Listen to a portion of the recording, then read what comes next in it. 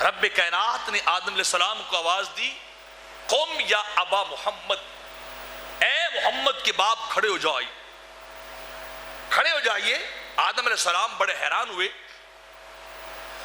رب کائنات کی بارگاہ میں عرض کیوں، باری تعالیٰ تو نے مجھے آدم نام رکھا ہے، آدم بنایا، لیکن آج ایک الگ اور نئے نام سے پکارا ہے،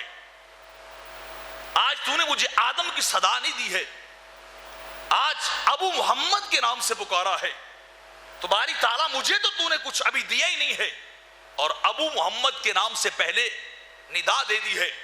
تو رب کائنات نے فرمایا تو نہیں جانتا، ایک محمد ہی تو میں نے تیرا سب سے اونچا بیٹا بنایا ہے، یہ تجھے سب کچھ جو مل رہا ہے نا اسی محمد کا صدقہ ہے، انہی کے تو فیض تجھے مل رہا ہے، اسی کے صدقے تجھے سب کچھ دیا ہے،